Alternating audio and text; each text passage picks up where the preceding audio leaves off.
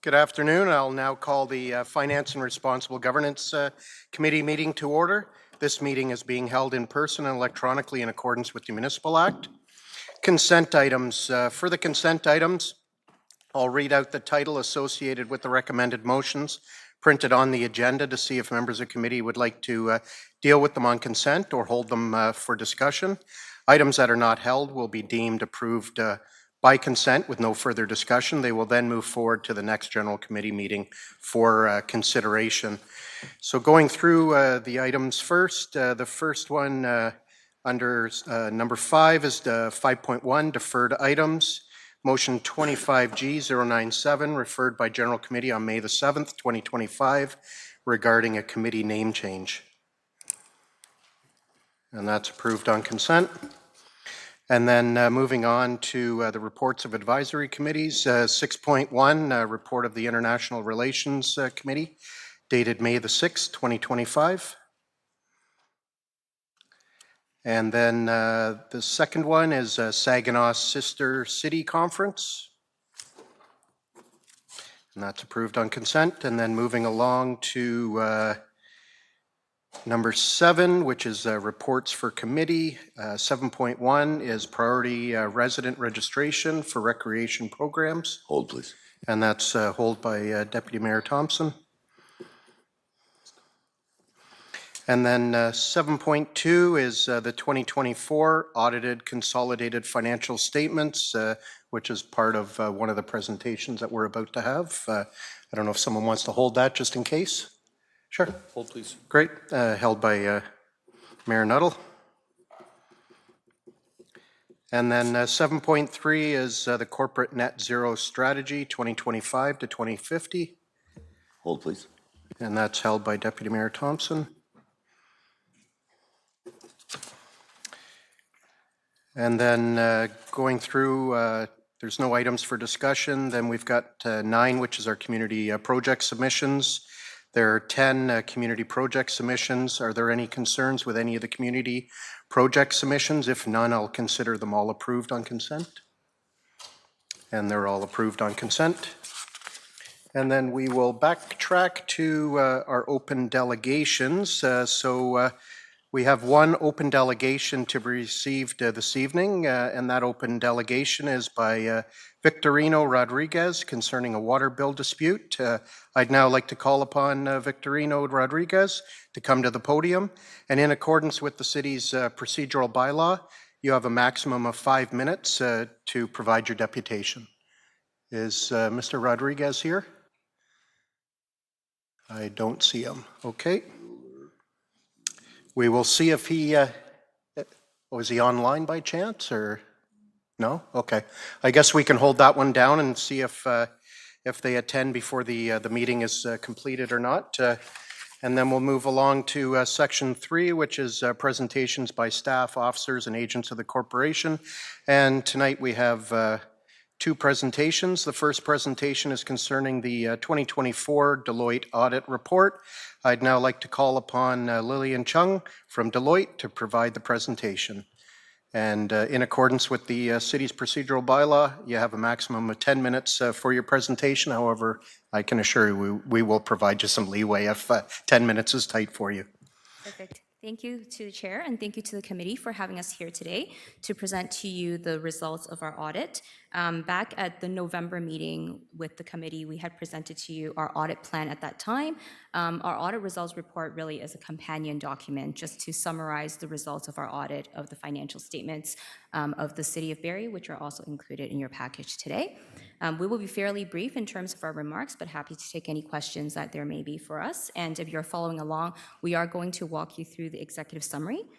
In sum, the audit of the city's financial statements at this point is substantially complete, and we do want to extend our thanks to the management team at the city for the incredible work that they continue to put in, the collaboration that we've seen at that time. As I've mentioned before, we did present to the committee our audit plan for the year back in November, which had outlined a few areas of audit risk Our audit risk assessment process really does drive the extent of the audit testing that we perform and the focus areas that we pay the most attention to as part of the audit. And we're very happy to report that there are no changes to the risk areas that we had identified at that time, and our audit was conducted in line with the areas that we had identified and also the procedures that we had identified at the time of the development of our audit plan as well. You will also see within our report that we have identified our audit materiality to the committee. We identified this as part of our audit plan as well. Audit materiality really drives the extent of audit work, how much testing we perform as part of our audit of the financial statements, and just confirming back to the committee that we did determine this materiality level based on a percentage of expenses, which is as we had planned and also consistent with prior years as well. Of the most importance to the committee is that this materiality level really helps us determine at the end of the day whether or not the financial statements are materially misstated, and we're very happy to report that we did not identify any misstatements as part of the audit. So it's our responsibility to report back to the committee if there are any uncorrected misstatements or corrected misstatements as part of the audit, and we have none to report on both fronts. As part of the audit, we also do identify if there are any material control deficiencies. We do look at internal controls in place at the city, and if there are, we would raise recommendations for the committee's consideration as well. So also very happy to report that we did not identify any items for your consideration. So overall, a very clean bill of health based on our work on the financial statements themselves. I'm going to ask Katie, who is our audit manager, just to speak briefly to the specific areas of audit risk, and then happy to take questions from you. Thank you, Lillian. Next, I will walk through the risks for the City of Barrie. The table on the page lays out the risk, detailed analysis of the risk, and our audit response.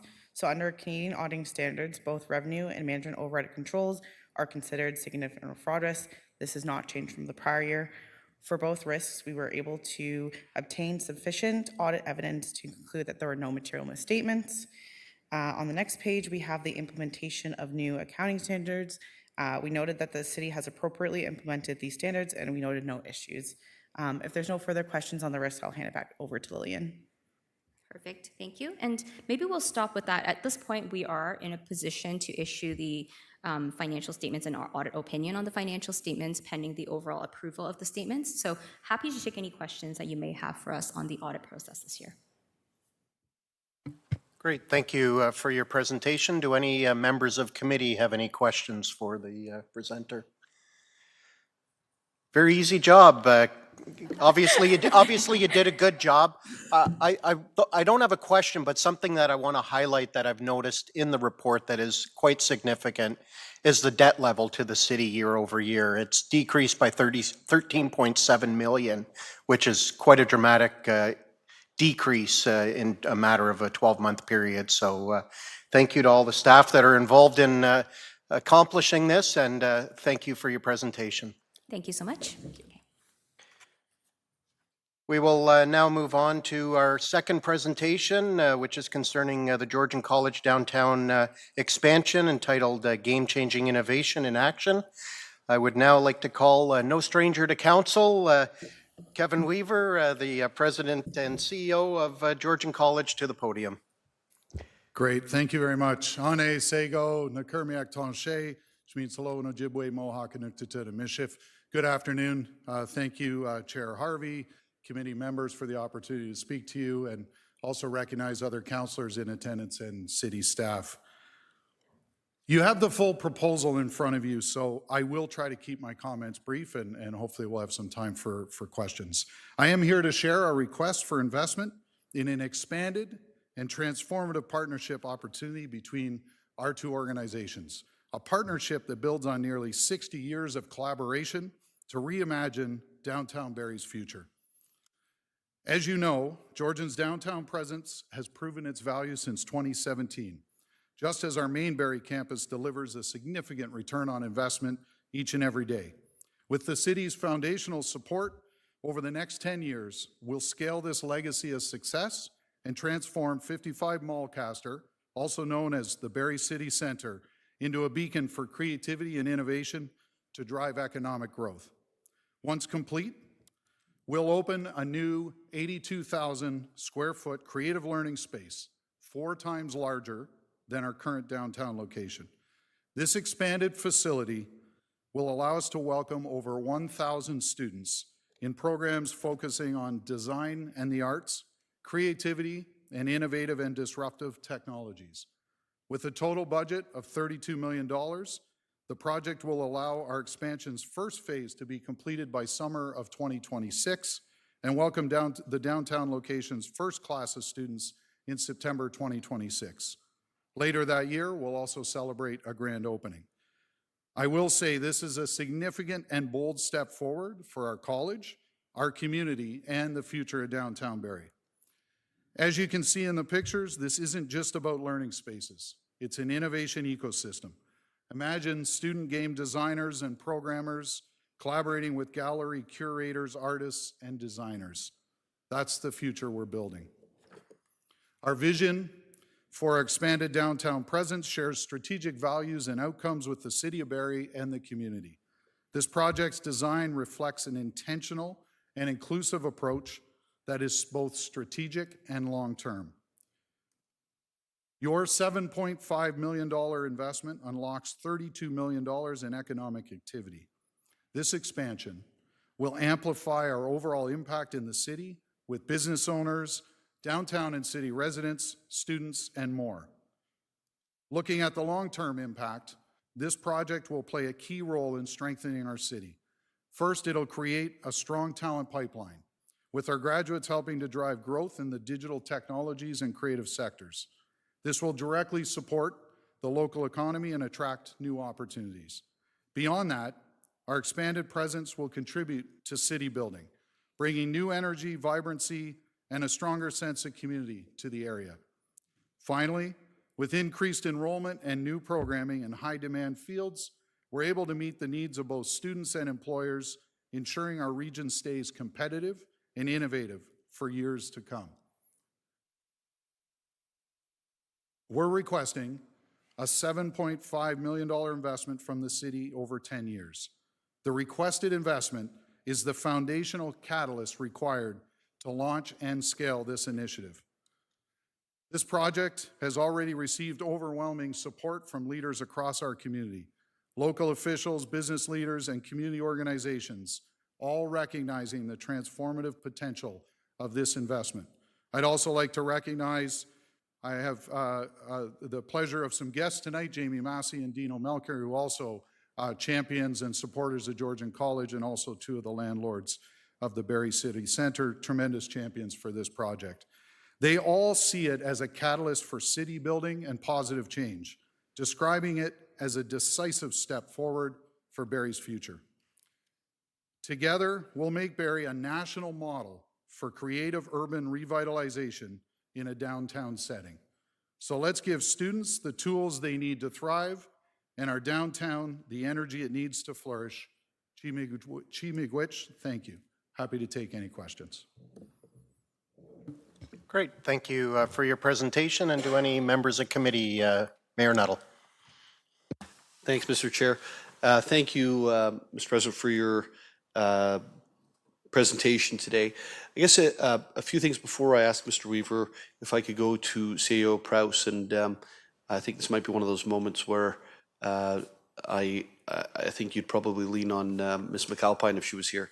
There was a previous commitment to Georgian College when we secured the downtown location over at Bayfield and Ross Street, if I'm getting that correct. I think it was about $5 million. We ended up with about 16,000 square feet in that location.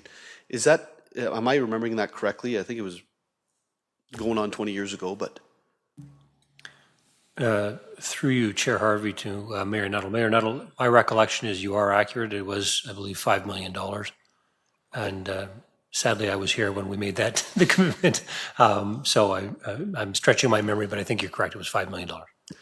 I was still going through puberty at the time, but I think, so Mr. Weaver, I think there's a couple things. First of all, the $7.5 million for, I think you said somewhere in the neighborhood of 80,000 square feet. Is that Yeah, 82,000 square feet. 82,000 square feet? And is the number of students, do we know what the number of students that would be downtown is going to be? We're estimating just over 1,000 students when it's fully operational. Through you, Mr. Chair, sorry. And now I'm breaking my own rules through you, Mr. Chair, as well.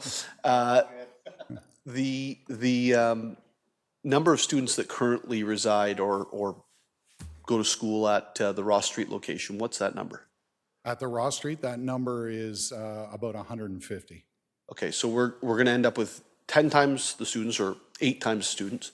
We're going to have about 4.5 times, 5 times the space in the downtown, and the request is for $7.5 million total. And the disruptive technology that you're speaking of, can you describe what those programs will be for us? Yeah, through you, Mr. Chair. So we have some programs that we currently offer that we would look to move to this new location. Things like digital content creation and strategy, game design. We do a lot in VR, virtual reality, augmented reality, immersive technologies. But we also have some other programs that are in the pipeline that we're not allowed to publicly speak about until they're approved through ministry, but we would look to bring those programs as well. And I think what's really important about the disruptive piece of this is what we want to create is the collision between what we call the traditional arts and design. Of course, those fields are drastically changing with the new disruptive and innovative technology. My final, Mr. Chair, if I may, and I guess, what do we call it before the meeting where you give a speech and pretend it's a question? Oh, A question. My comment would be this, and you know, I think we as a council need to figure it out and weigh in. But we have the Regional Innovation Center moving into the downtown. Georgian College was the first piece that kind of dropped here. And when I say dropped, I mean that in a very positive manner. We have Lakehead going in. We've got the Performing Arts Center that's going in downtown. We have a new investment from our police services in our downtown. We have more officers coming downtown. We've got new productions, including a local that Councillor Rietma asked for as part of the dollars for the BIA, as well as the larger national stars coming.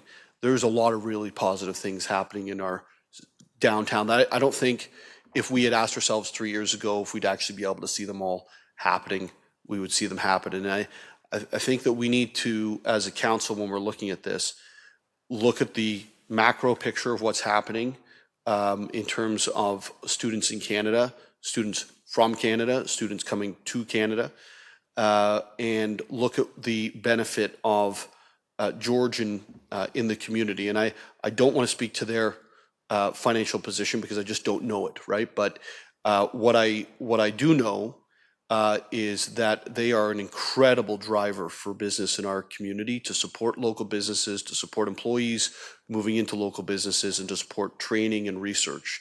And if we were going through a tough time financially, I would hope that the other public sector or quasi-public sector institutions would be there to support us as well. Great, thank you. Any other members? Councillor Kunkel. Thank you, through you, Chair Harvey, to President Weaver. Thank you for the presentation. Couple of questions.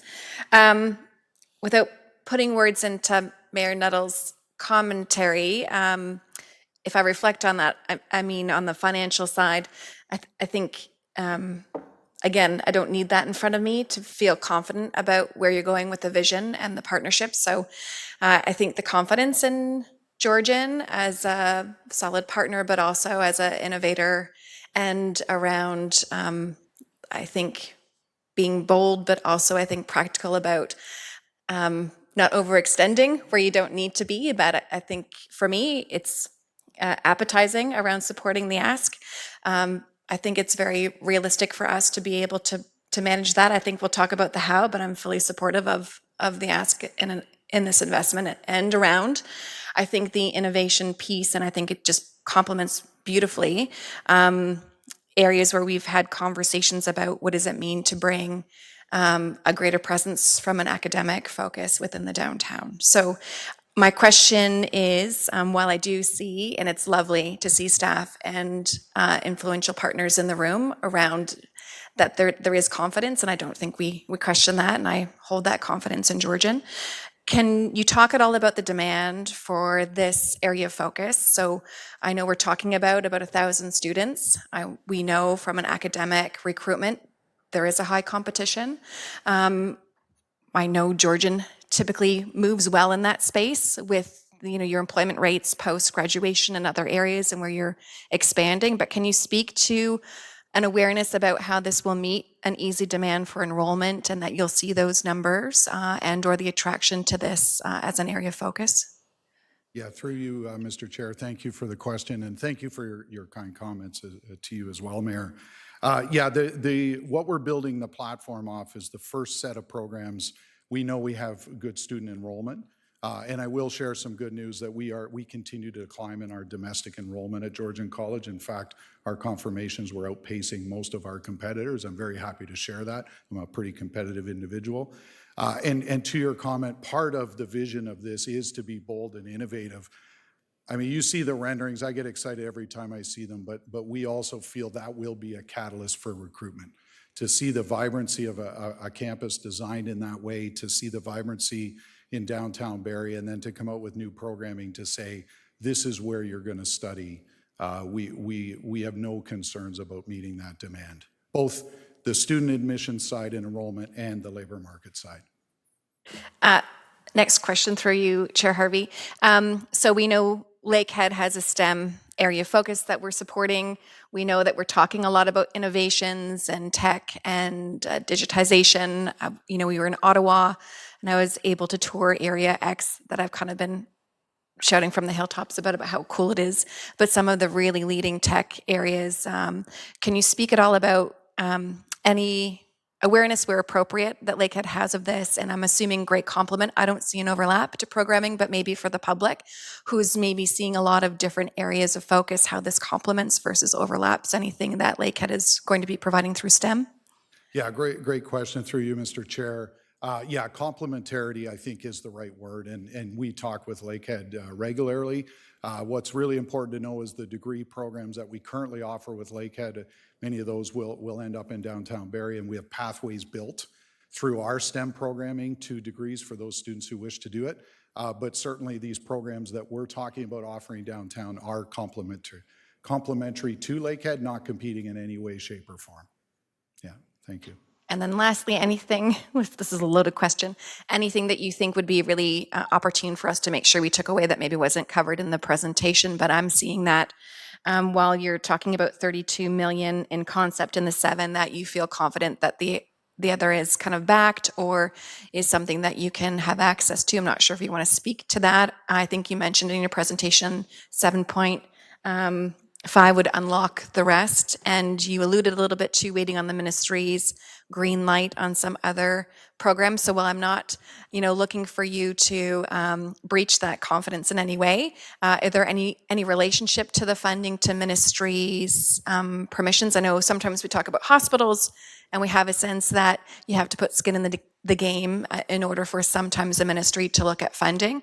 Is there a formal relationship in this initiative to what's pending with the ministry and or access to future funding? Great question through you, Mr. Chair. Yeah, the one connection to the ministry is not related to funding, although if you're following our sector, there's lots of conversation about funding these days. It's really around when we take a project on of this scale, we are an agency of the Crown, and there is an approval process through the provincial government. I will share a donation like this, an investment like this, goes a long way as a catalyst to support those approval processes. And then what we've done is we've set some capital, we set capital money aside over the last couple of years. We've been building up our capital surplus to be able to invest. And then we'll also be going out with a campaign, and we're in kind of the silent phase of that for other philanthropic gifts to support the project. So financially, we're confident we will get the funds needed between Georgian, hopefully the investment from the city and philanthropy. And then, as I said, this would go a long way to getting that provincial approval, which has no funding attached. It's just part of being a Crown agency. Thank you. Those are all my questions that I think are relevant for the public to maybe appreciate what they ask. Great, thank you. I'll now go to Deputy Mayor Thompson. Thank you, Chair Harvey. And mine's more of a long statement with a very short question. So first of all, thank you for the presentation, and I'm very excited about this. When we took council for this term, you know, we were, I wouldn't say promised, but there was this big hoopla that there was tons of jobs coming into that building. And you've already mentioned the two gentlemen. There was one other gentleman that's part of the ownership group that took it over. And it started basically from our inaugural meeting where we set the tone of a Team Barrie, and Georgian has been a great team member, along with the gentleman in the audience. The vision for this, which allows all the other stuff to occur. If it doesn't start with the ownership group of that building and the vision to move you downtown through work with the mayor and yourself, we're not having this conversation and the opportunity, you know, to change the downtown in the most positive way. You know, the busy streets are safer streets. This all occurs by this. And we look at the occupancy now in that building and the foot traffic that's starting to occur. We're already seeing the benefits. You kind of touched on my question. So I thank everybody that is involved with this. Sorry. The contribution from the city, you said, really helps with the application process. By supporting in a presentation or a motion, obviously helps as well. Is there anything else that we could do that would secure your programming or ministry dollars? Through you, Mr. Chair. Well, good question on, certainly on the programming side, we have a traditional standard process with ministry, and Georgian has been very successful getting our programs approved. They go through a very rigorous internal quality. They go to our Board of Governors. So not concerned about the programming side. On the funding side, there are some conversations happening. We understand our ministry will be having funding formula review conversations starting in July. Certainly, you know, if there's an appetite, if there's anything you can do, I think it is just support for, you know, Georgian as your you know, post-secondary institution that does have value to the city. And I want to thank you for all the comments tonight that echo that. I mean, we exist to support, obviously, the community and the labor market, and that's what we're here for. So I think that's really important. And then we've been talking to our local MPPs. We've been keeping them updated on this project, et cetera. And, you know, I think just seeing the support of the City of Barrie City Council, I think will go a long way, and we'll have the appropriate phone calls as follow-up as needed with the province. But we're feeling fairly confident at this point. I mean, you can never say never until you get those approvals, but we've done everything we can do, and we're in good shape, and we're in constant communication with the ministry. Thank you. And I'll now go to Councillor Rietma. Thank you, Chair Harvey, and thank you, Mr. Weaver, for your presentation. And it's a very exciting project, and for sure, Georgian has a big place in the City of Barrie, and it's a great initiative that you've taken here. I just wanted to talk to you about the student numbers a minute. You've got about 150 downtown, you say here now, and first of all, in September of 26, do you expect 1,000 students to be down here, or is it kind of we start there and we start somewhere and we grow, or how does that work? Yeah, through you, Mr. Chair, thank you for the question. It won't start with 1,000 day one, no, but it will start in, we expect 500 to 600 students at minimum to start that fall.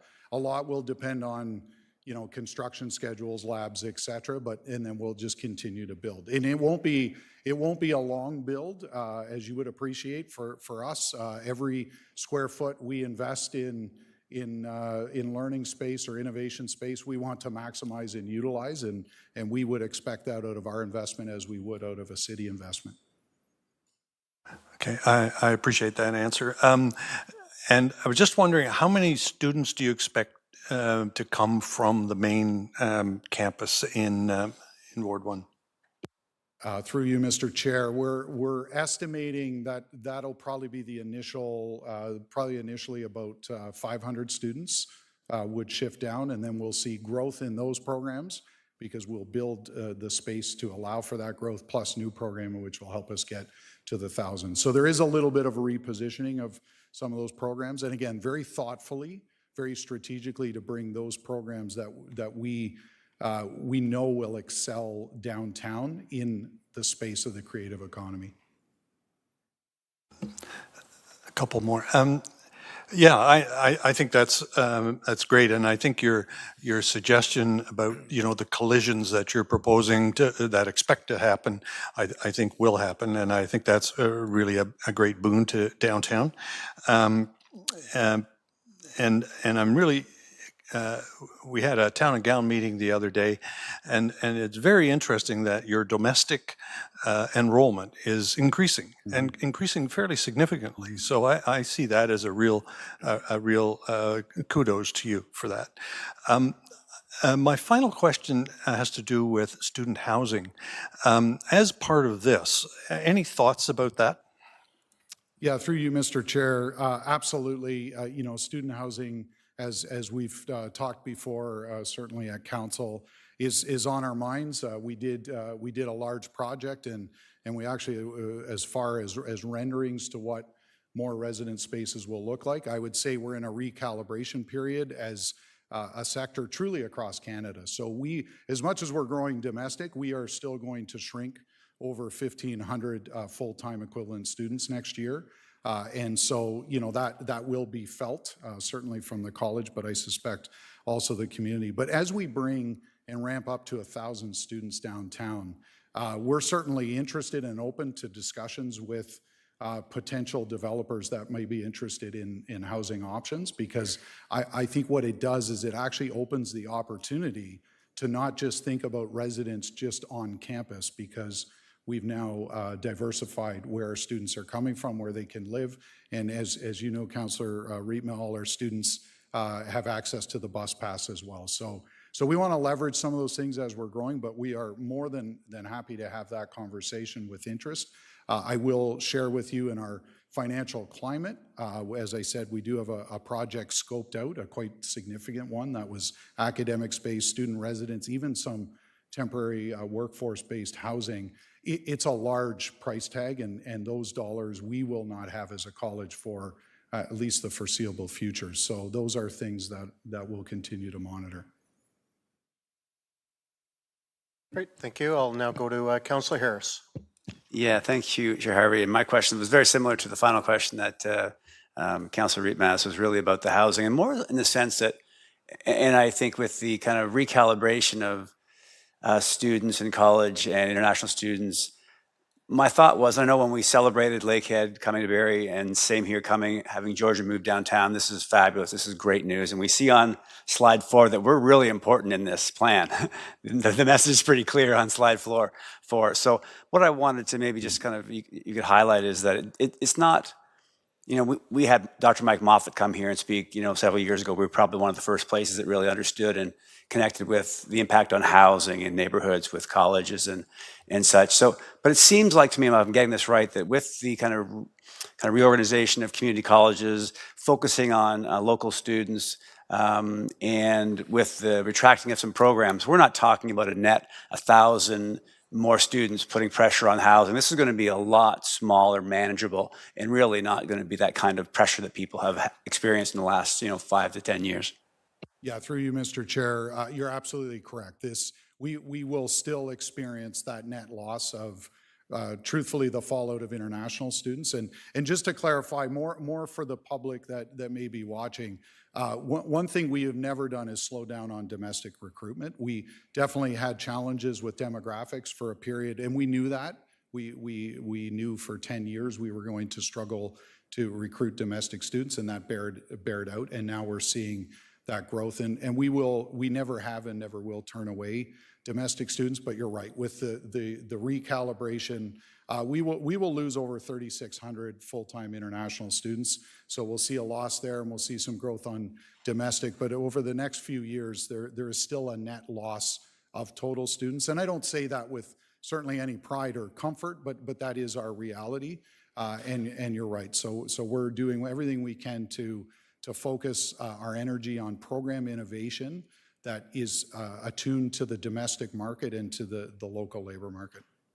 Well, thank you. And with all of that said, it's great to see that George is in a position to invest in Barrie and a campus. So that's fabulous, given the circumstances where some colleges are and where you are is a much different position. So thank you. Through you, Mr. Chair. Yeah, I want to thank you for that. I did mean those words. I will just say it's a bold move for the college, and I know it's a bold move for the city, but we felt even in times of financial challenges, there is a time to innovate and there's a time to build, and we have to look out because we want to be in partnership with the City of Barrie for another 60 plus years. Great, thank you. And I'll now go to Councillor Negussi. Thank you, Chair Harvey. Thank you for your presentation, Mr. President. I had a discussion with some residents, and many of them are genuinely excited about the Georgian College expansion, and it's a major step forward that will bring a lot of significant social and economical change in our community. So just a quick question. How many jobs will the downtown location create? Is there any number? Through you, Mr. Chair, we don't have the full roll-up number yet, but certainly that's something we can come back to staff and council with. But a lot will depend on lab sizes and those sorts of things. But you can rest assured, with 1,000 students, you're talking easily over 100 staff would be on site. They may be coming and going from main campus to downtown, but that would be a minimum in terms of teaching staff, support staff, staff to make sure that food services and other elements in the building are active and alive and well.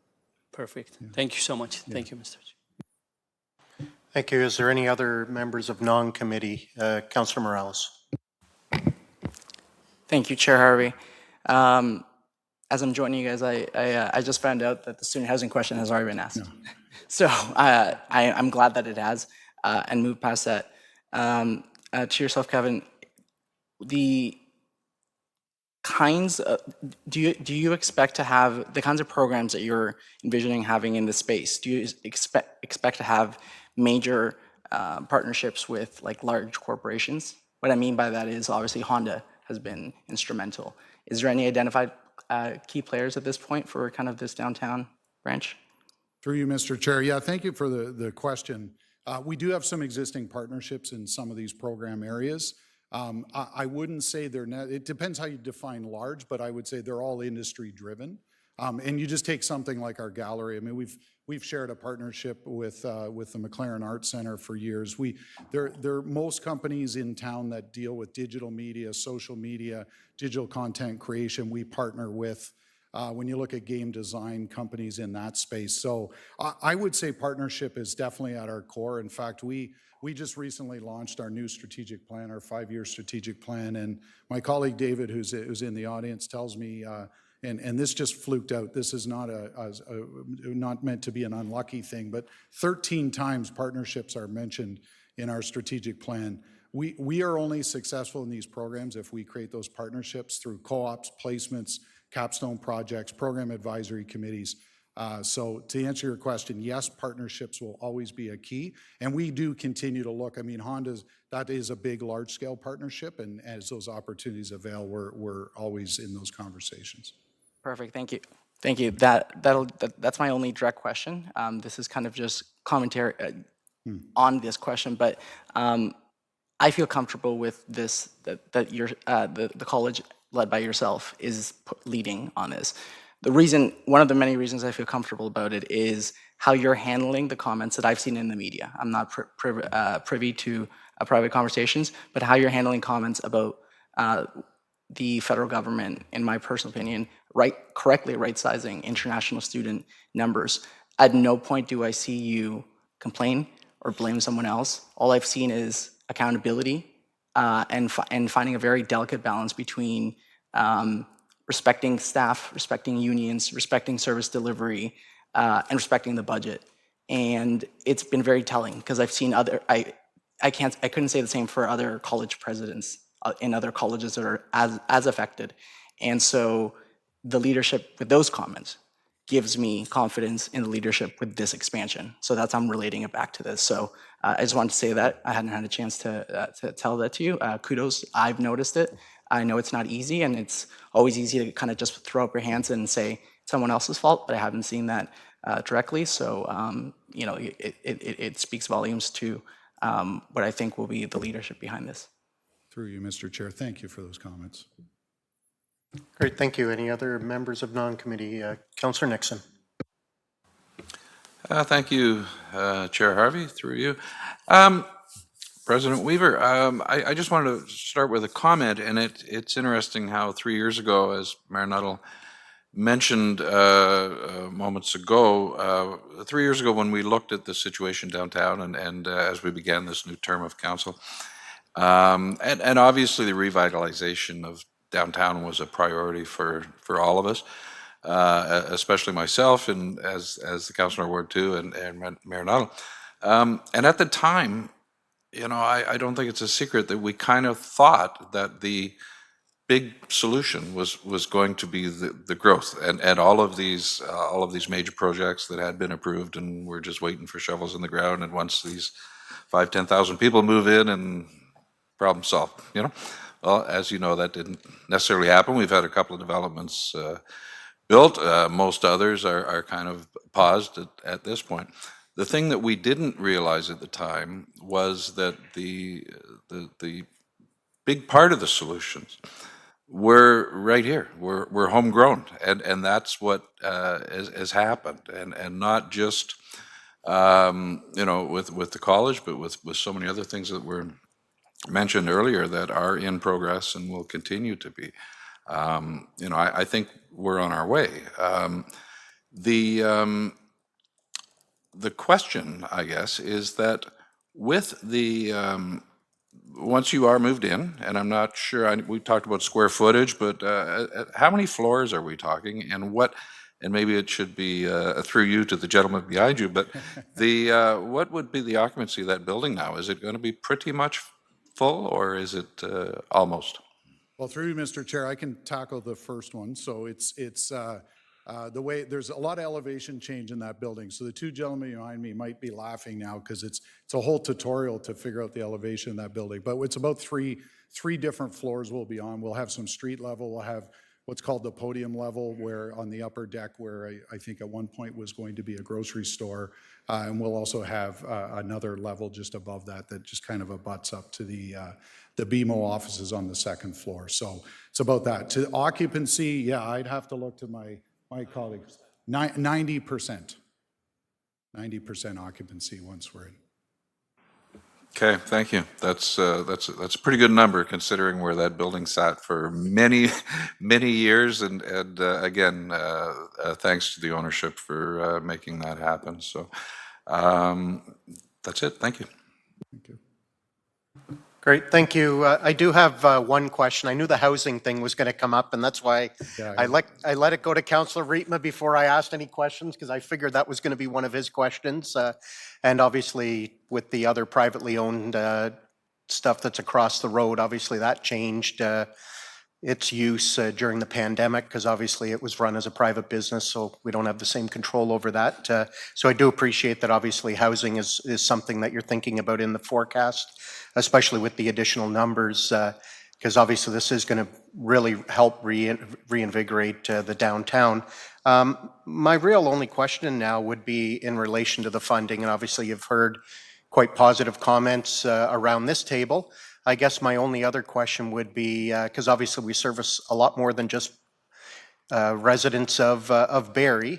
Do you anticipate an ask of the county, or is that something that's been done in the past? Thank you, Mr. Chair, for the question. We have one other project that we are undertaking at the main campus in Barrie, and that's the expansion of our skilled trades. And so we have made an ask of county, and county has delivered on that ask to the tune of $1.5 million. And we had another industry partner come forward with $1 million for that. At this point, that doesn't mean we won't be back at some point having conversation with the county, but right now their focus has been to help that project and that was a gift to help get that project off the ground. Okay, great. Thank you very much for your presentation. Obviously, you had to field a heck of a lot more questions than the presenter ahead of you, but I guess it just shows the level of interest and tweak with this new project moving forward, and the difference that it's going to make to the downtown. And again, thank you to the ownership group that has really turned this building around, as it has sat vacant for far too long. So thank you again. Thank you all. And actually, just to double check, because I do see another individual, are you Mr. Rodriguez by chance? Yep. Okay, so actually we'll double back and go to open delegations then, and I will now call upon Victorino Rodriguez to come down to the podium. And in accordance with the city's procedural bylaw, a maximum of 5 minutes is permitted for you to speak, sir.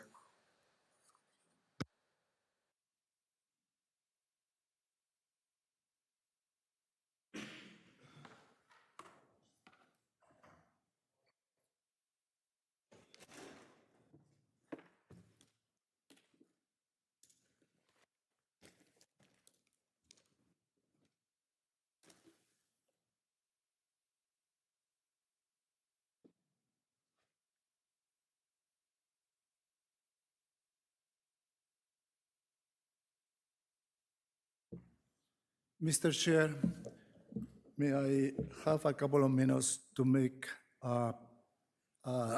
introduction to my presentation, please? Yes, maybe a couple of minutes. Go ahead, sir. You have the floor. Okay, thank you very much, sir. Mr. Chair, members of the board, I will commence this presentation in two parts. One is the introductions, which is I start with analogy, and this analogy goes like this. The radiance of the sun can appear in three forms. On a clear sunny day when it's fully visible. On a cloudy day when it's partially hidden. And during a total eclipse when it's completely blocked from view. This afternoon, I speak under the third condition because what happened to me has been a total eclipse of clarity, fairness, and process. Together, we will bring this water consumption responsibility to a clear sunny day, where this case will be fully visible, accompanied with reliable evidences. I commence my presentation, sir. In July 2015, a water account was created in the City of Barrie under the tenant's name. At that time, I was clearly told by the city representative that the tenant, not the landlord, was responsible for all the charges. The tenant left behind a balance of $1,150 of unpaid water bill. Now, the city accounting department say I must pay. My answer is why? And there are evidence of my positions. Point number one, rule change without notice. I was told clearly in 2015 that the tenant was responsible for the bill.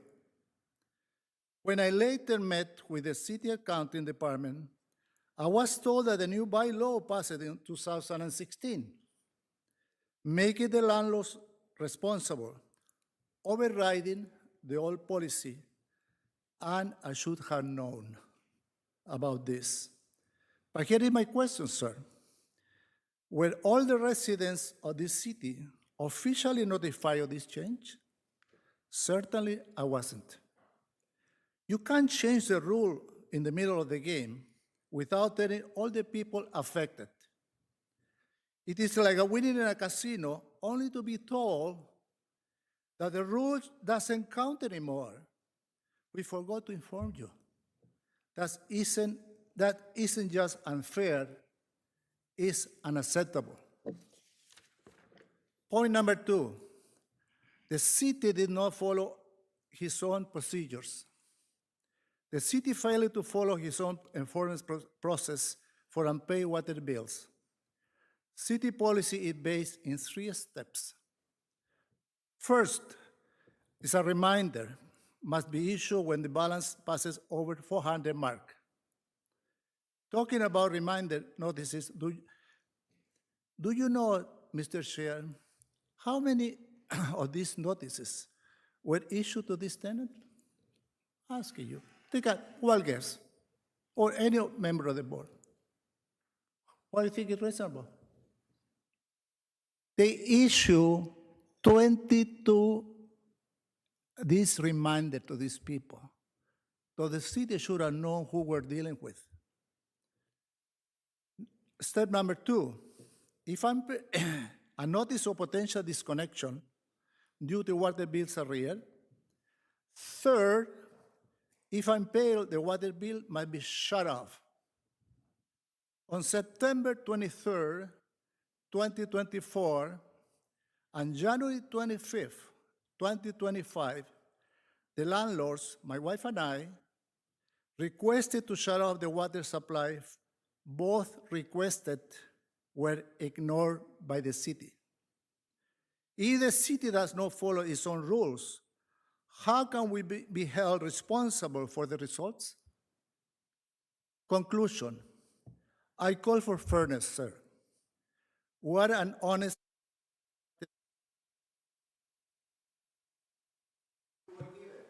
Unfortunately, sir, your 5 minutes is up. That's why the microphone went off. I'll give you another 30 seconds, but the mic's not on, sir. If we could just turn the mic on for another 30 seconds or so. Great, thank you. I don't need a microphone. I can No, it's so that way we're streaming live, so that way people that are watching can hear you also. Okay, no problem. On one point, the city changed the bylaw without proper notice. And then on point 2, failed to follow one of their internal procedures. This scenario looked like a dine and dash with the full concept of the city accounting department. As respectable, honest taxpayer, we were asked to pay the water invoice, and then we were and your committee emits a verdict on the landlord's favor. The money should be returned to us. Tonight, I respectfully ask you, void the invoice and return the funds to the 2 senior landlords affected. We're not here because of negligence. We're here because of breakdown in communication and enforcement of the city part. I trust on your good judgment, and I thank you for all your time. May fairness and reason guide your decision. May God bless you all. Thank you, sir. Great. Thank you very much for your presentation. And just before we go to questions, I would just like, if we could have Colleen Smith, our Director of Finance, to provide an update to committee, so that way all the information is before us before we start asking questions. Thank you. Certainly. Thank you, Chair Harvey. So the landlord is correct. The city's wastewater billing bylaw, the newest one, is from 2016. It does state that an owner may request that the city bill a tenant directly any water consumptions related to a property as a convenience to the landlord. However, the owner must assume full responsibility for all charges applied to the account in the event that the tenant fails to pay. While this account was created prior to the effective date of this bylaw, the preceding bylaw from 2011 did contain similar language. In addition to that, to create a water account in the name of a tenant, the owner must complete and sign an owner-tenant authorization form, acknowledging that the owner understands and accepts these conditions. We unfortunately do not have copies of these forms dating back to 2015. However, there is a note on the account that this agreement was received and was effective with the tenant move-in on or around the date of July 1st, 2015. So the city currently has approximately 5,900 tenant water accounts in tenant names. And we do consider many factors in determining which account should be shut off, including the account balance, the account history, number of bills in arrears, and whether the owner has submitted a request for consideration. That is one of the factors that we do take into account. As he has stated, there were 3 requests regarding shut-off for this property. One was in May of 2024. The water was shut off. An arrears balance was paid by the tenant, and the water was subsequently turned back on.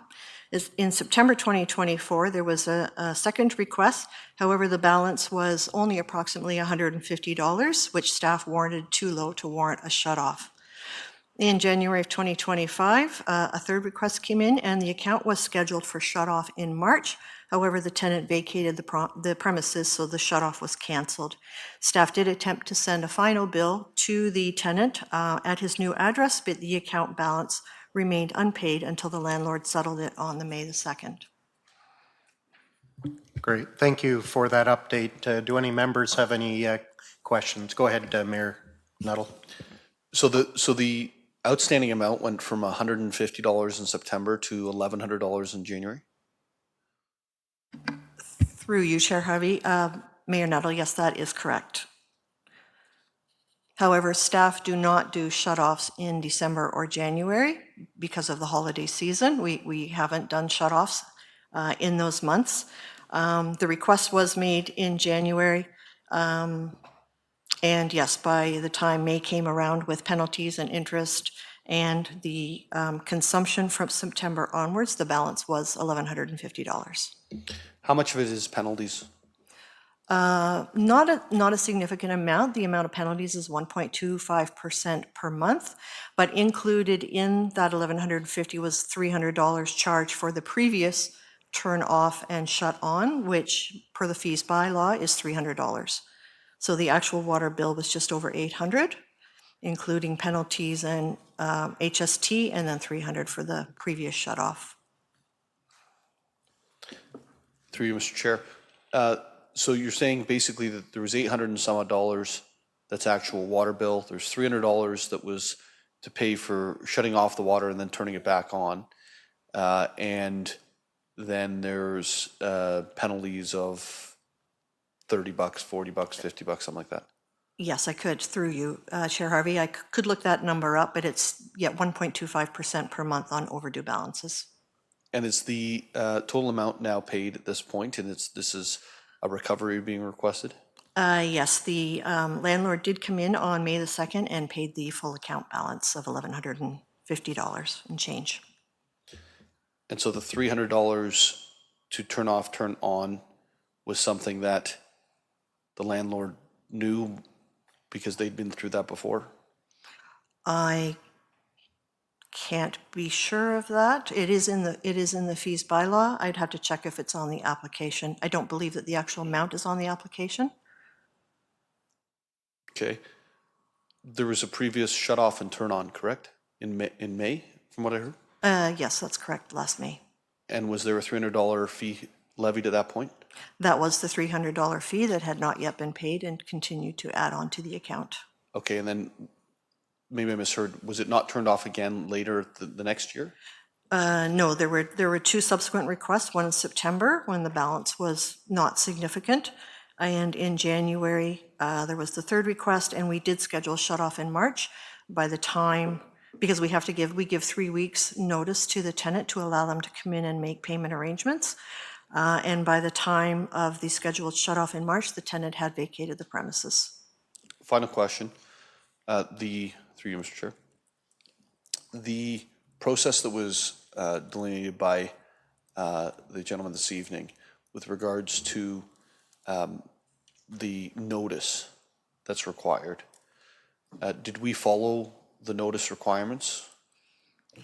Yes, so the system automatically generates the notices, so we do supply 3 different letters. The first letter is a delinquency letter, and it is sent out 1 week after the due date of the bill in question. That letter goes to both the landlord and the tenant. Second letter is a flag for disconnect letter, which warns of a possible shutoff when that is initiated by staff. And that letter goes to the tenant only to warn him that he could be in possible shutoff. And then we do send, the third letter is a shut-off letter that does contain the shut-off date, stating that the water will be turned off at a certain date if a payment is not made. That letter goes to both the landlord and the tenant. Or a similar letter goes to both parties. Okay, thank you. Great, thank you. Any other members of committee with questions? Deputy Mayor Thompson. Thank you, Chair Harvey. I just have one question to the deputy.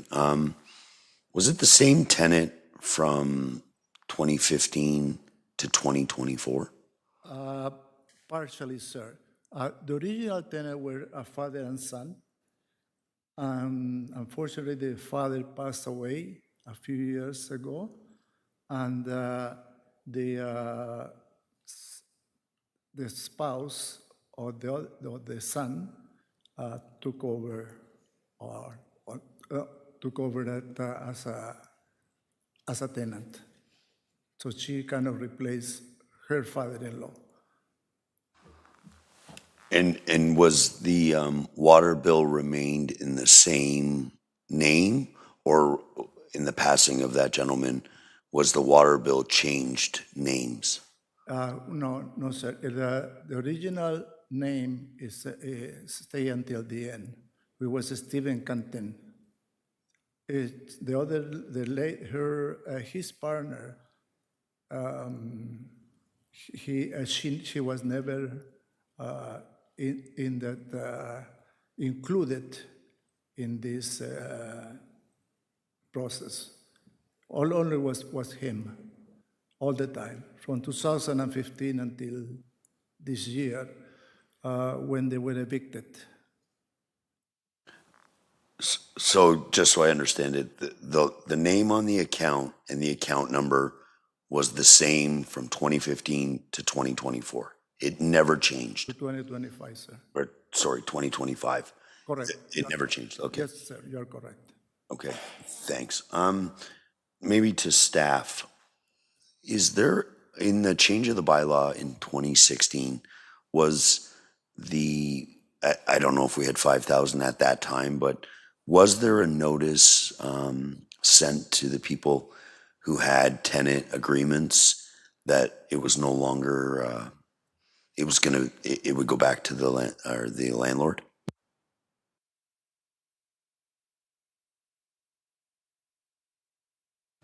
Through you, Chair Harvey, we don't believe that there was any change in the process. I can't say specifically for sure whether a letter was sent out, but really the bylaw in 2016 just superseded the bylaw in 2011, and they both contain very similar language.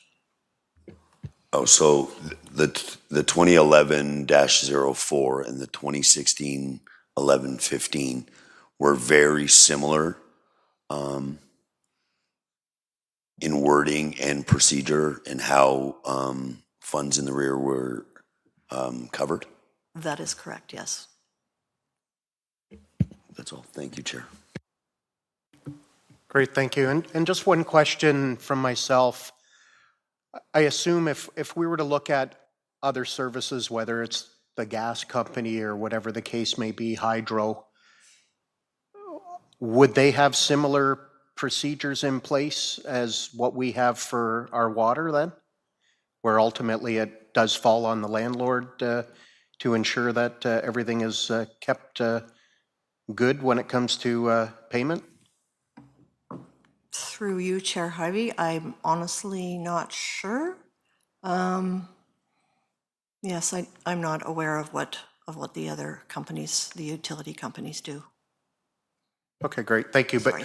But obviously I've heard from the answers, it sounds like our policy, even though there was a bylaw change, the actual policies really didn't change over that period of time. Is that correct? I believe that's correct, yes. Okay, great, thank you. I don't have any further questions for you, sir. Thank you very much for your deputation. Did you want to say what? I'll give you one last time to, if you want to say something, because I know it looks like you want to say something. Of course, because it's a few things that the representative of the city, she said that 2015, whatever the bylaw was, and 2016, she said they were similar. If they were similar, I was not requested to sign this piece of this form, I was told it was not our responsibility, meaning my wife and I, clearly. If they were the same, why I was not requested to fill in this form, sir? She doesn't know the answer. Because she doesn't have this form signed by us. Sir, Yeah, sir. Yeah, We're not going to get into a back and you're not going to forth speak like here. that to staff. Yeah, just, okay, we're not going to get into accusatory back here. I am not. You've had I'm an trying to- opportunity to state your point. Okay, sir, you've had your 5-minute deputation. I actually gave you 6 minutes. Thank you. We are done. We've asked our questions, and committee will make a decision, okay? Thank you, sir. Thank you. Thank you, sir. With that being said, we'll move along to the reports that were held, and the first one is 7.1, the priority resident registration for recreation programs, and that was held by Deputy Mayor Thompson. Thank you, Chair Harvey. I'll put the motion on the floor as printed, and I have an amendment to it, and if you allow me to read it, and then I can speak to it.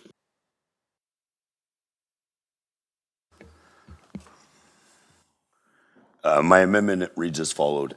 The registration for non-residents for the City of Barrie Recreation Program commenced 7 days following the opening of registration for the City of Barrie residents, and that the non-resident surcharge for the City of Barrie Recreation Program be increased to 25%, and that a 120-day notice be provided to the Township of Springwater to terminate the current agreement. And I have an add-on too that wasn't printed, and I have already spoke with the staff in communication, that a letter be sent to the residents of Springwater that use our facility, just giving them an explanation that this was a motion brought forward in regards to actions of the Springwater Council. They didn't see the merit in this service that we provide. So I wanted to add that so the residents of Springwater aren't taken back when they realize that we are no longer offering basically as a Barrie resident for our recreation programs. Madam Clerk, did you want that written down, or can you get that? Through you, Chair Harvey, I have that a letter be sent to the residents of Springwater providing an explanation that the service reduction is a result of the actions of the Springwater Council. Perfect, thank you. And I can speak to that, Chair. Yeah, go ahead, Deputy Mayor. So, as we know, we're around this table, we're actually, bursting at the seams with our recreation program, and it's finding more difficult for our residents who, if I remember correctly, are subsidizing the rec programs of about 42 to 46%, if I'm correct on the numbers, give or take. And obviously, we're going to have some great announcements with rec programming to try to facilitate, a lot of the new residents and stuff like that. And I'm not sure if council was aware that Mayor Nuttall and I presented some framework at Springwater, and one of the pillars of the negotiation was that we would provide parking and rec access as they were Barrie residents, something that was requested by them, and it was kind of communicated by a few of their elected officials that it was something that wasn't necessary and almost insulting, that we offered it, which was, surprising, as I've had communicated to me some of the elected officials actually use our service. So I found it kind of ironic.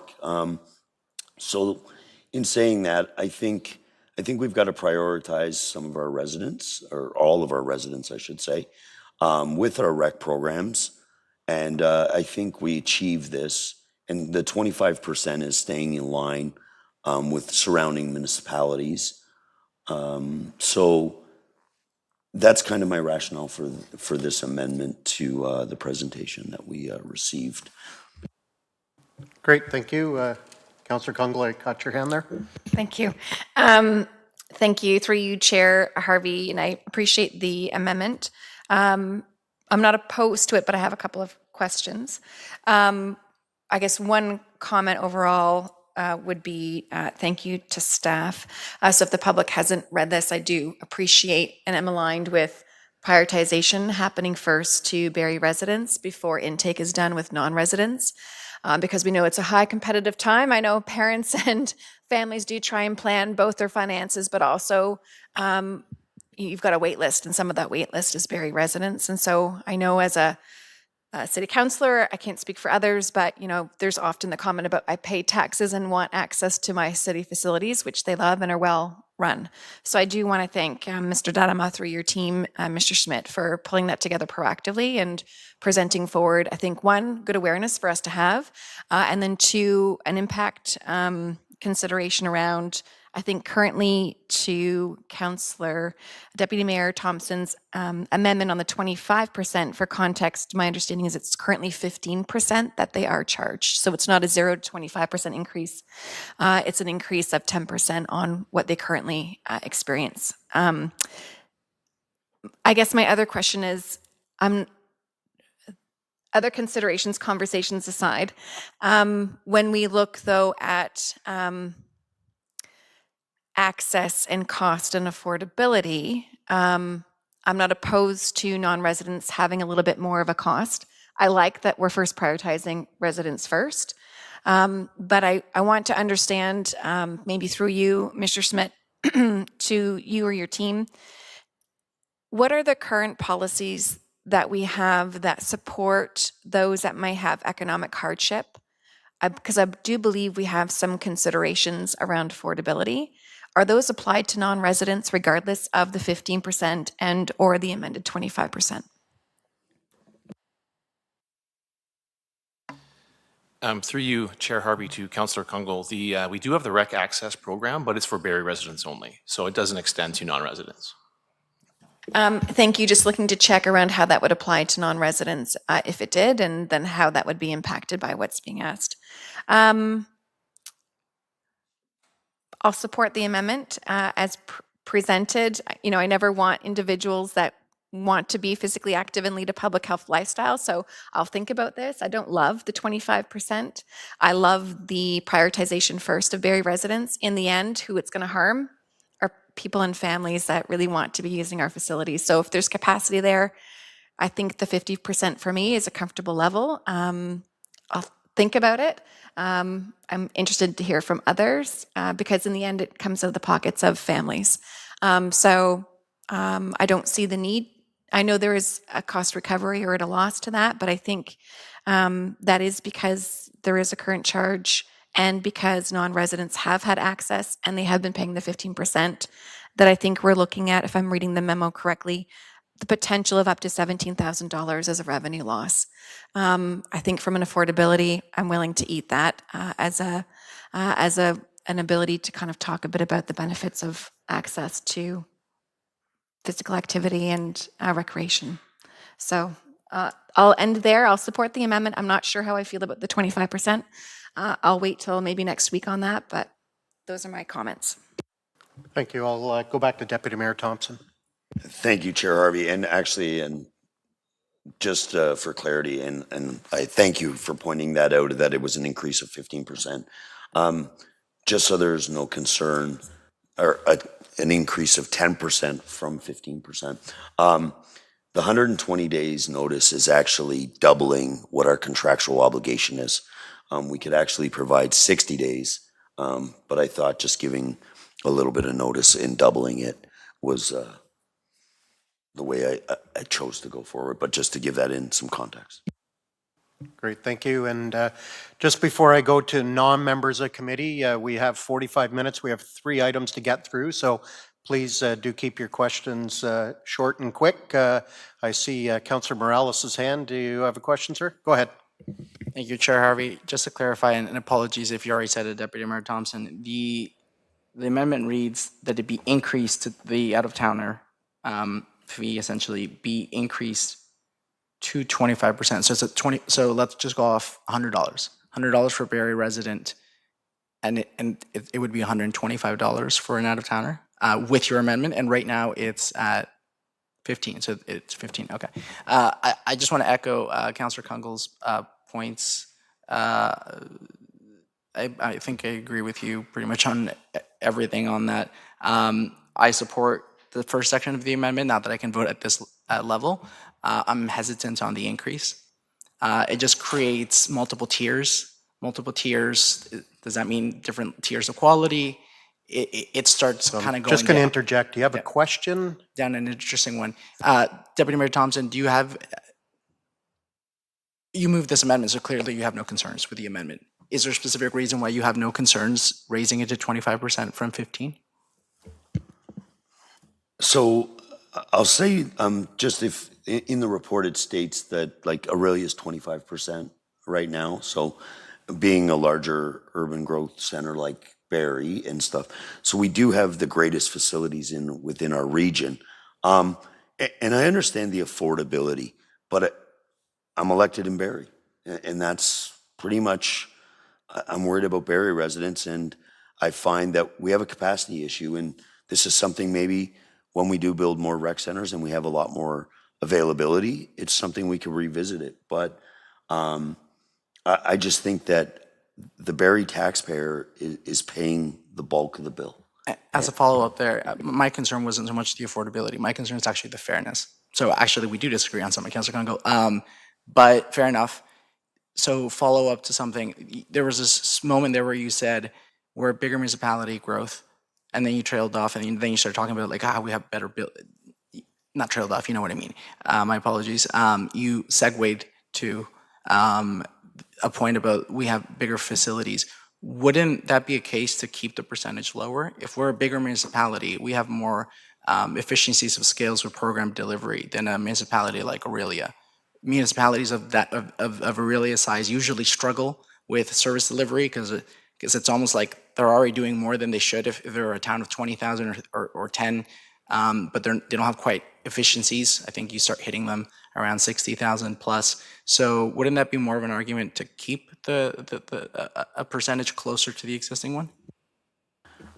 I guess the way you dissected it, yeah, if you feel it that way, but I look at it, we have the biggest, the best facilities, which comes with a bigger, heftier price tag. And like I said, I feel that the residents of Barrie are supplementing other municipalities, and I think this puts everything in. Look, everything can be revisited. If you read the recommendation from staff, it wasn't to go to 25, but having conversations, I know there was kind of a sweet spot, and I might have went just outside of it with my communication with staff, and I do thank staff for a lot of work this week on this.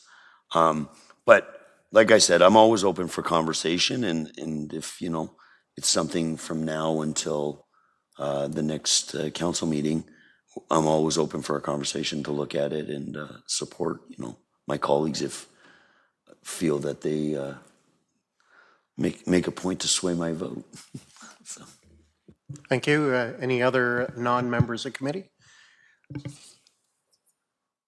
Oh, CIO Proust, sorry, I couldn't see with between the clerk, between the two of us. Go ahead, sir. Thank you, Chair Harvey, and not to insert myself in the discussion, but I thought there might be an opportunity for some clarity.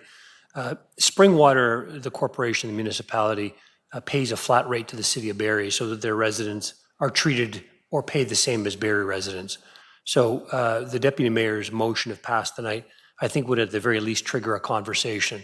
But there isn't a direct impact, I don't believe, because we currently have a relationship with the Township of Springwater. But at the very least, that would trigger a conversation because we would be out of step with Council's direction if passed. Great, thank you. And I definitely support this. I like this direction. It's something that I asked for last term and really didn't get anywhere with it. So I would like to thank Mr. Schmidt, Mr. Datema for the work that's been done on this, because I think this is long overdue, to be quite honest with you. Because I know even when my kids were younger, we struggled to get them into swimming classes and such forth, unless you were on the phone or online trying to log in the minute that registration opened up. And I don't find that the 25% is excessive, especially when it's aligned with Aurelia. And I really struggle when we have our taxpayers subsidizing non-taxpayers to use our facilities. And obviously Springwater was a different situation. Whether they're paying what we feel is a reasonable amount for the number of people. Again, I don't know those numbers to really dissect that, but I think it's important that we were elected to represent Barrie residents and to ensure that Barrie residents can use Barrie facilities. So with that being called, I'll call the vote. All those in favor? And that passes. And the main motion as amended, call the vote. All those in favor? And that passes also. And then moving along to 7.2, but I see Mayor Nuttall's not here. He held that, so we'll hold that one down for a moment. And then the next one is 7.3, the corporate net zero strategy 2025 to 2050, and that was held by Deputy Mayor Thompson. Thank you, Chair Harvey. I believe that 7.2, and I'll leave this up to the chair's decision. I think it was just to give an opportunity for the presenters in case there was. So I believe that there was no questions or motions, but I think he was just to give an opportunity. But I'll leave that up to your decision, and then we can move on to 7.3. Actually, yes, he did hold 7.2 because I actually asked him to, and it was more so because of the presentation. So actually, thank you for reminding me of that. And with that being said, any discussion around that? Go ahead, Councillor Kungl. Thank you. Through you, Chair Harvey. I do have a process question. I saw great alignment. I'm not sure how the ask would track outside of a motion. So I know there was. Oh, I thought you went back to the Georgian College presentation and the hold. Okay.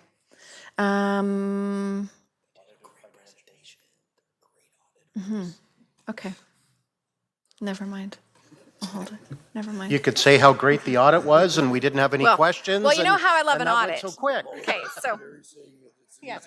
Yes, I will apologize on behalf of Chair Harvey for any implication that that was an easy job. I'm teasing.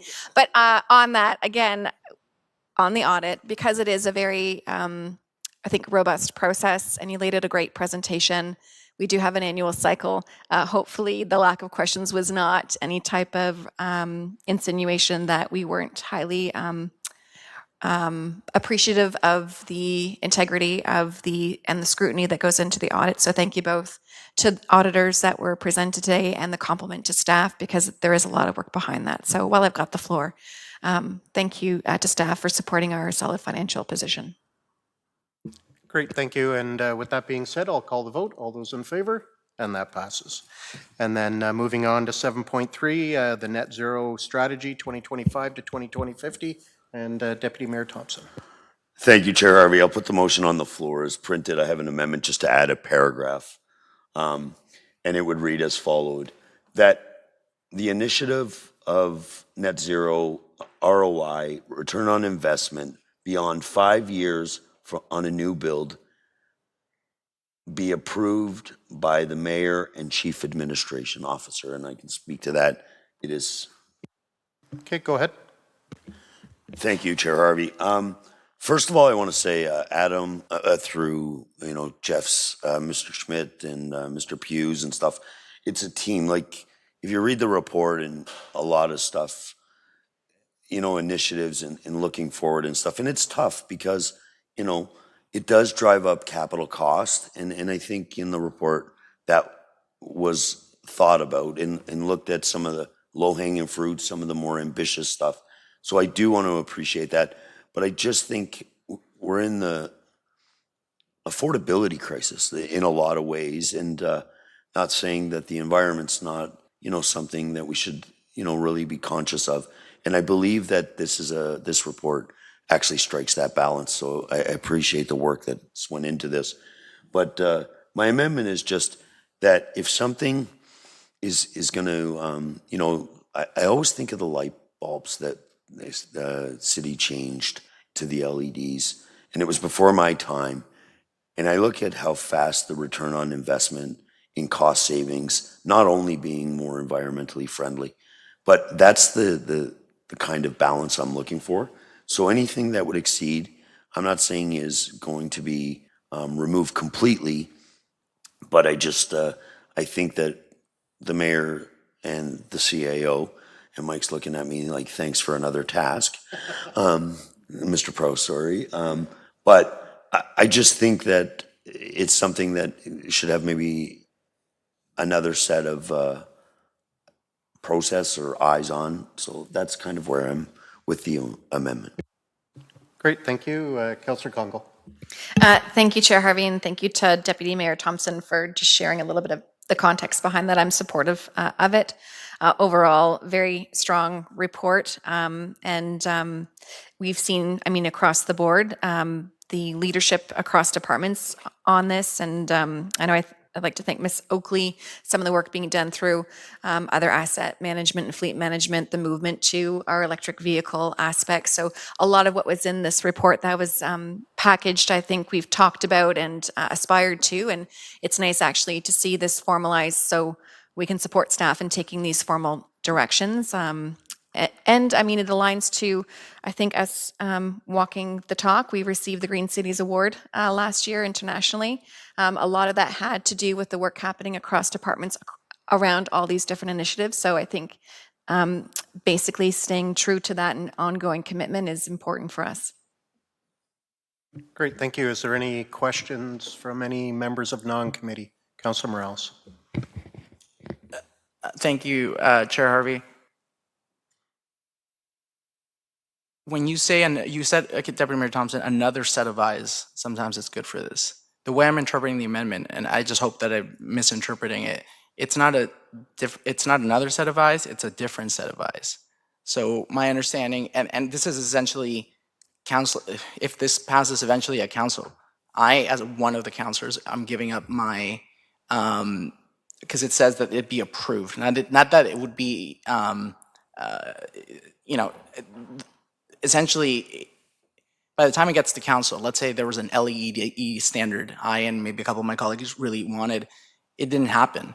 Now, if at the staff level it was put into the package and it got to us and we did cost cutting, that's a different story. So I just have, I guess my question to you as a mover of the amendment is, why this amendment?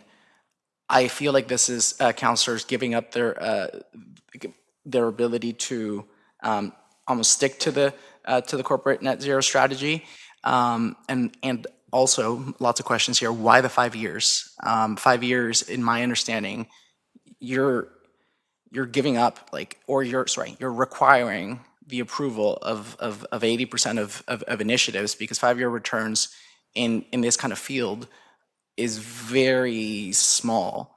A lot of them 7, 10, now you start getting into a lot of them. I understand maybe not wanting to support a 20-year ROI return, fair, totally fair enough, even 15 years. But that sweet spot tends to happen at 7 to 10. So my question to you is, why this amendment? Why essentially are you asking councillors to relinquish their, indirectly, relinquish their oversight on this, and then also the sweet spot? I guess there's lots of sweet spot questions for me tonight to you. Through you, Chair, sorry, to Councillor Morales. So the amendment was put on, so in just looking at the reality of it, so council doesn't ever approve a design build. So this could go out to tender and there could be a lot of initiatives. Council would see an intake form in it, like I'll use an example. The emergency campus was built. There was a suggestion of solar panels, but it was an after the fact, so it was an intake form that come to council.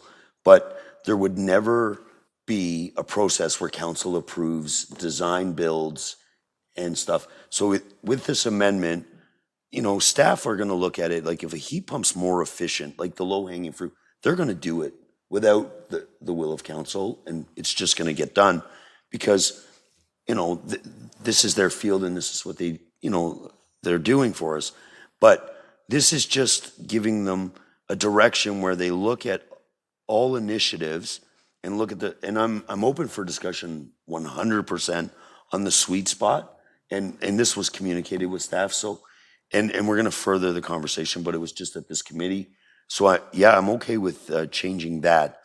But this actually gives us an opportunity where, the mayor could communicate with members of council, but if we changed it to 7, and let's say there was an initiative that staff could, and it was going to return in 10, that would give CAO Prouse and Mayor Nuttall the opportunity to say, okay, this is worth it because it's outside the parameters that we're setting today. But this actually gives us the opportunity to, if without the amendment, you wouldn't have the opportunity.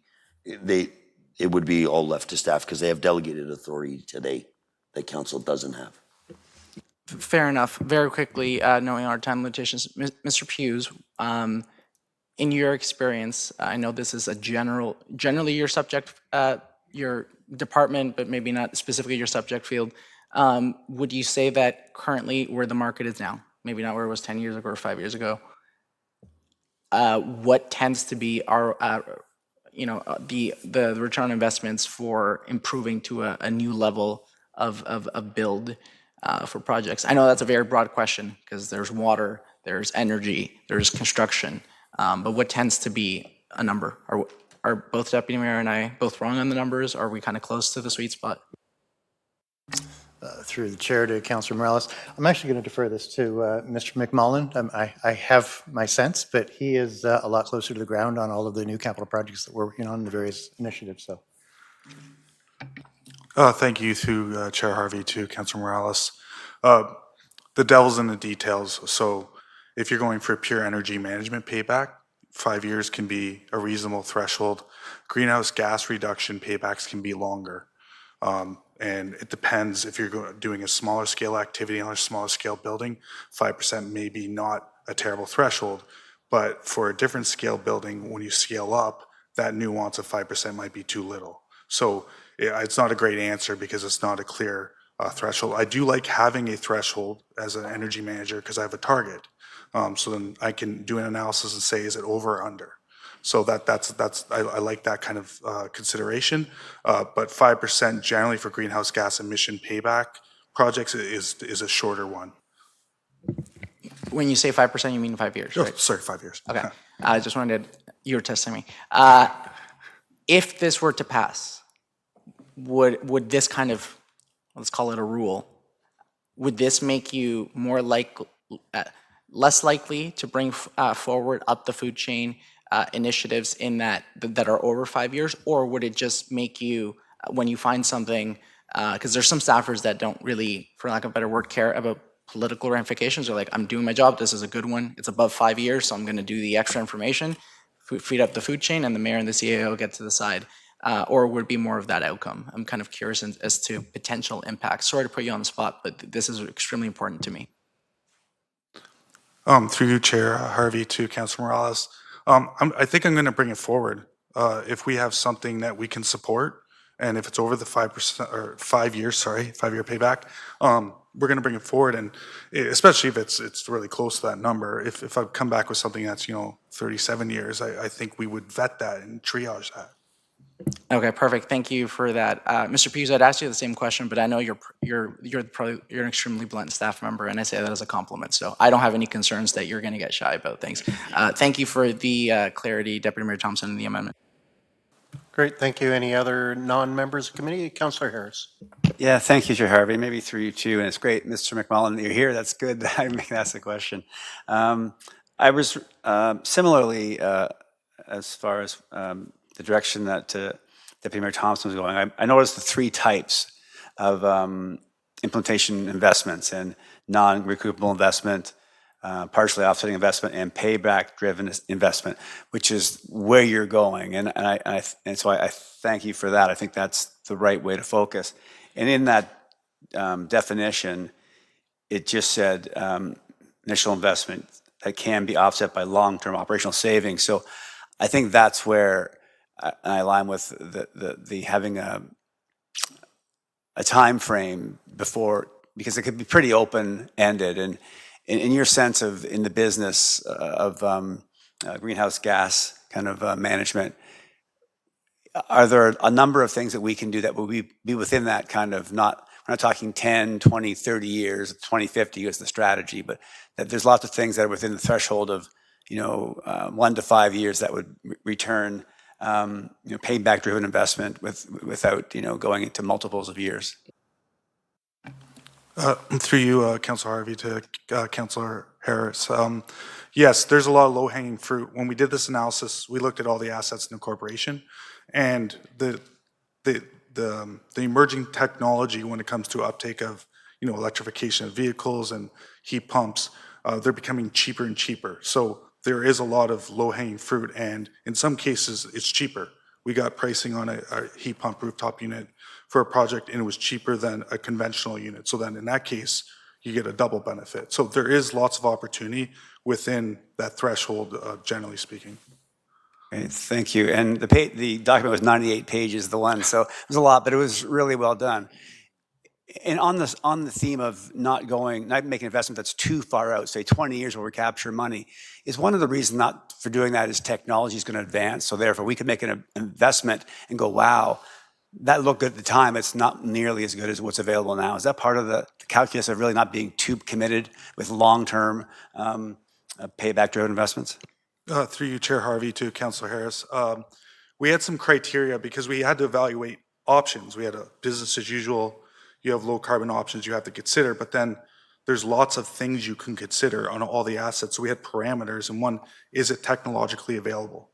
Are others doing it? And right now, that's a snapshot of what's happening. In 3 years, that will change.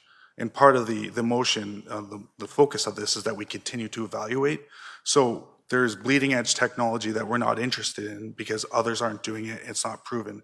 So those paybacks for those technologies are typically longer because they're more expensive. So once you get up on the adoption curve for certain technologies, the price comes down. So the answer is yes.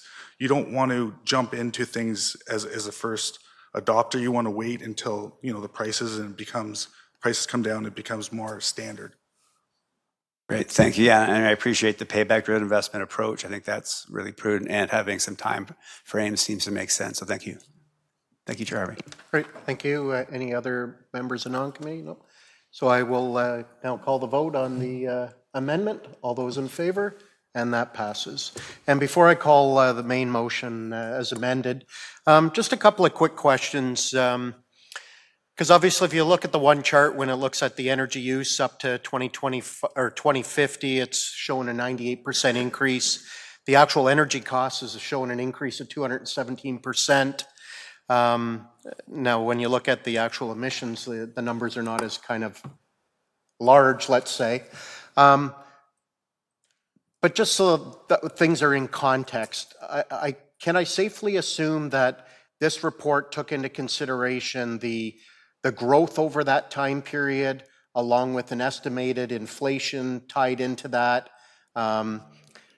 Maybe if you can take a moment to kind of explain that, so that way the numbers don't get taken out of context, because I know that's the one page that really caught my attention when I was going through the report. Thank you, Chair Harvey. Yes, there's a combination of service growth through actual the different areas of the corporation that we're consuming more energy in terms of our baseline. And then there's escalation when it comes to inflation on commodity. So you have a combination of both. So they're not necessarily linear depending upon the commodity we're looking at. Great. And I see in the report it specifically refers to electric vehicles. Now, obviously, hydrogen is something that's talked about, and who knows what else could be around by 2050. Although the report specifically only indicates electric vehicles, I gather other options would be considered, let's say if hydrogen took off in the next couple of years, or if something else even better were to come about. I'm assuming that we're not just hard-nosed into electric vehicles and that other options are available and we can very easily pivot if that's the case. Thank you for the question. The strength of the methodology is that we continually evaluate alternatives, low carbon alternatives. So as we do that, as assets are renewed, if something else comes down the pipeline that is feasible, is technologically available, others have adopted, and it makes sense financially, we will do it. So we're not tied to a particular technology or movement, but right now, electrification in vehicles and buildings is the way to go. It could change.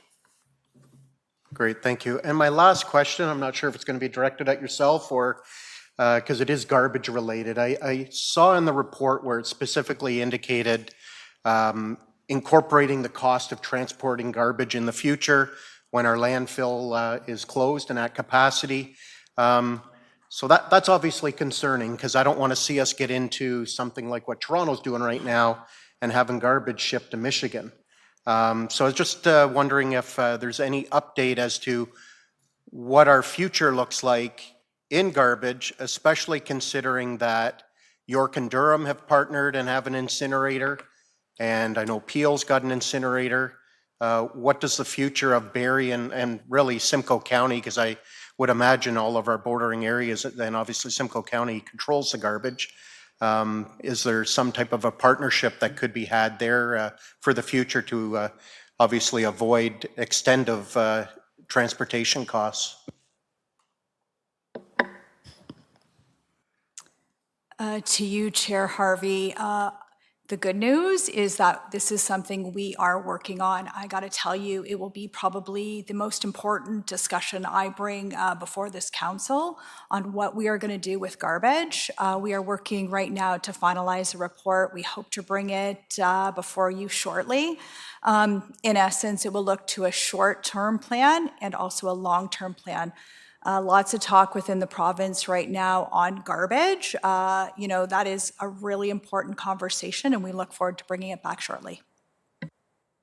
Great, thank you. So in short, stay tuned. Great, thank you. With that being said, I'll call the vote on the main motion as amended. All those in favor? And that passes. And that concludes our agenda. So I will now call the Finance and Responsible Governments Committee. We are now adjourned at 6:43, and Council should probably start shortly after 7, as we're fairly on time.